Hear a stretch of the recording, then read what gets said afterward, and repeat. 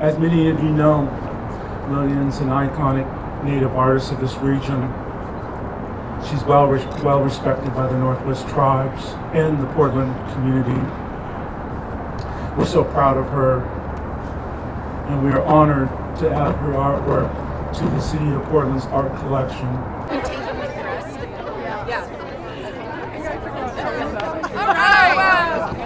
right.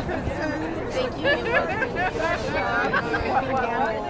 When I first started out, I didn't know what I was doing, and I was a hairdresser for many years and was going to social work school. And but then I fell in love with clay when I took a class, and it was just love at first touch.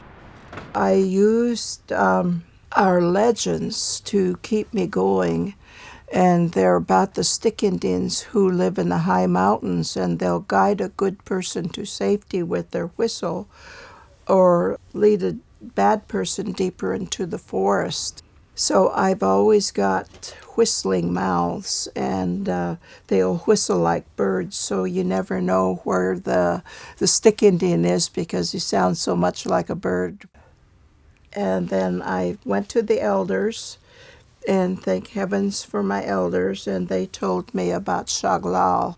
I found that she overlooked the village where my great-great-grandmother lived. Coyote, the changer, came down the river and asked the villagers if they lived well. And they said, yes, we do, but you'll have to talk to our leader. And so Coyote trotted up the hill and asked her if she was a good leader or one of those evildoers. And she says, no, my people have lots of salmon, good houses, berries, venison, roots. Why do you ask? And so Coyote said, well, changes are going to happen. People of different color are going to come. How will you watch over your people? And so she didn't know, and she just didn't have an idea. And so then it was then that Coyote changed her from a human into a rock so she can watch over her people forever. I've got stuff all over the place. So I've been able to make a living with my work for 35 years using ceramics and as inspiration for the bronzes, which I can make a whole bunch of now. And then using the ancient stick Indians and the petroglyphs, which are in the Columbia River Gorge, as a wonderful source of inspiration. And it has kept my soul going and my spirit going all these years that I can just do this until they take me away kicking and screaming all the way. So it's just been a most wonderful life, and to have it grow into doing public art for the people, again, honoring my elders, honoring our salmon, and honoring our animals that fly and the four-leggeds. We wanted to have her sighted so she can watch mostly over the river, and I made her a stick Indian too, so people will know that they have to behave when they look at her. And so my hopes with all my public art is to leave a positive feeling and to make people feel good when they come and see it.